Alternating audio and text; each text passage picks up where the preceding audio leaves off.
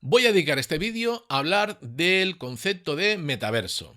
¿Por qué lo voy a hacer? Pues porque creo que es una palabra maltratada por el público en general y por los medios de comunicación y creo que hay una definición incorrecta que es la que se ha tomado como correcta.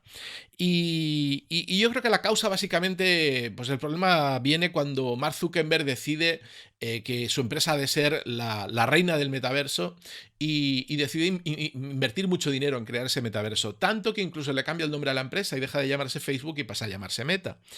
Y entonces los medios de comunicación pues entendieron el concepto de metaverso como eso que estaba haciendo Mark Zuckerberg, pero realmente la palabra metaverso existe desde antes y el concepto es un poco diferente. Entonces vayamos un poco al trapo. La palabra metaverso, el origen está en una novela de ciencia ficción que se llama Snow Crash de Neil Stephenson del 92, que algunos la conoceréis porque Steven Spielberg hizo una peli hace unos años que se llama Ready Player One.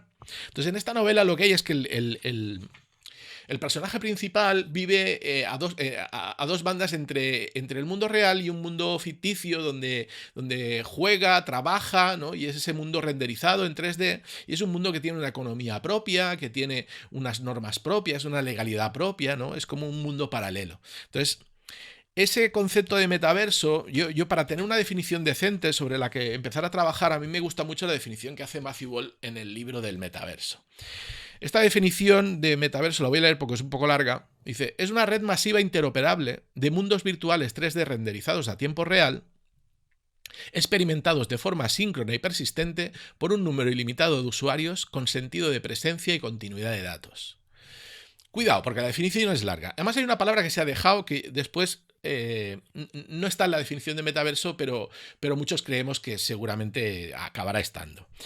Veamos, una red masiva interoperable. Es decir, un metaverso, para empezar, no es un plural, no hay metaversos, hay un solo metaverso. Es una red interoperable de mundos virtuales. Mundos virtuales puede ser un videojuego, como puede ser World of Warcraft, ¿no? Es un mundo donde tú tienes tu personaje bueno, y las cosas propias del mundo. Entonces, el metaverso no es un mundo virtual, es el protocolo de comunicación que permite intercambiar elementos de un mundo virtual a otro. Es decir, te permite llevarte tu propia identidad y tus enseres, tus objetos, de un mundo a otro.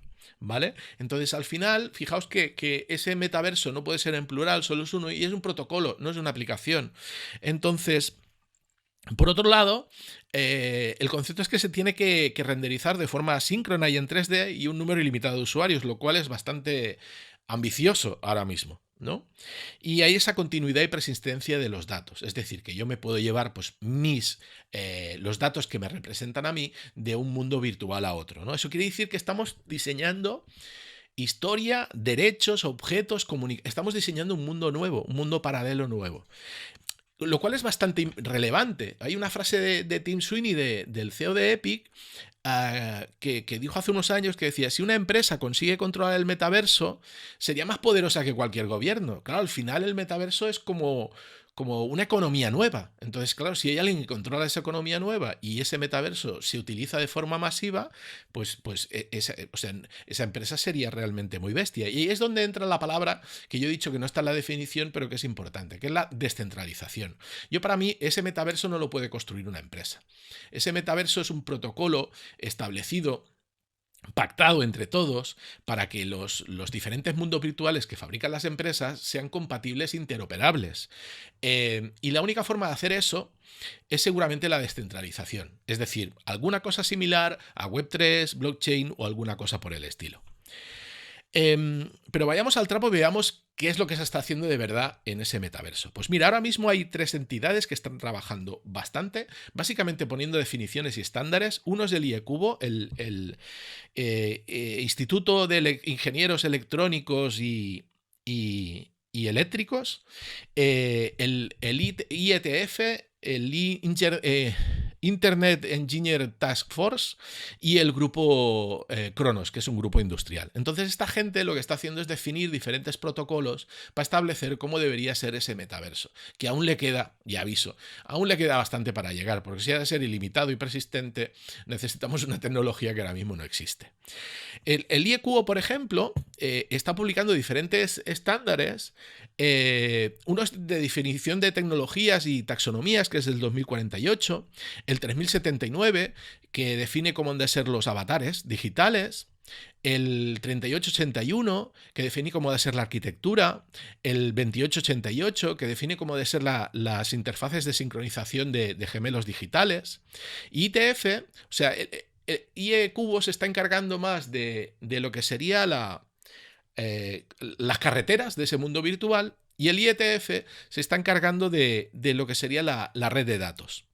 Para que os hagáis una idea, el IE-Cubo está trabajando sobre todo en esas normativas de cómo han de funcionar las diferentes cosas, las carreteras, los edificios, los avatares, etcétera, y el IETF está estableciendo cuáles son las normas, cuáles son las leyes, ¿vale? Porque ya os digo, es que es un mundo hecho de cero, que necesita de muchos estándares y de mucha cosa. Y la única forma de que lo hagan pues son estas instituciones más de carácter académico o grupos, aunque sean industriales, pero de consenso.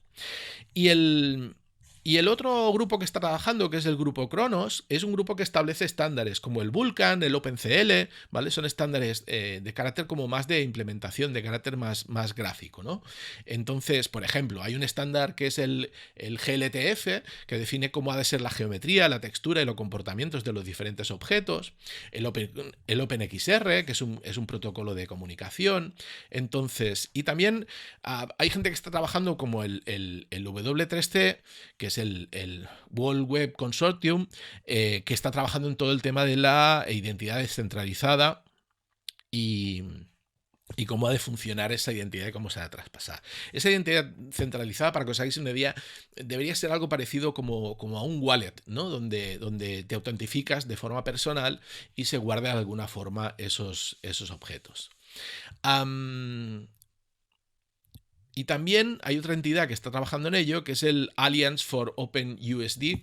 OpenUSD, igual que el GLTF, define cómo han de ser las mallas, las texturas y esos objetos, ¿vale? Hay otro estándar que es el USD. El USD es un estándar que en su principio lideró Pixar, que es el Universal Scene Descriptor, descriptor universal de escenas, que se utiliza para traspasar escenas enteras de un software de 3D a otro.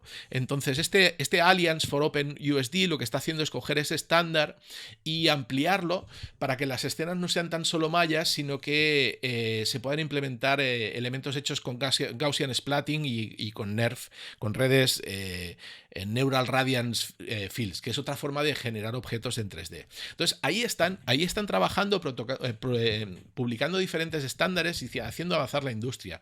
Vulkan viene de aquí, OpenCL viene de aquí, GLTF viene de ahí, el USD abierto viene de aquí. Entonces, el metaverso es una cosa que va para largo, que no lo vamos a tener mañana, y que seguramente no se lo va a inventar una empresa, pero sí que hay una serie de gente trabajando, generando estándares, incluso trabajando la parte legal para cuando llegue ese metaverso que tengamos las bases sobre las cuales trabajar. Así que la próxima vez que alguien nos hable de metaversos en plural, está hablando de mundos virtuales, y la próxima vez que veamos una empresa que dice que va a hacer ella el metaverso, pues lo más seguro es que no sea así.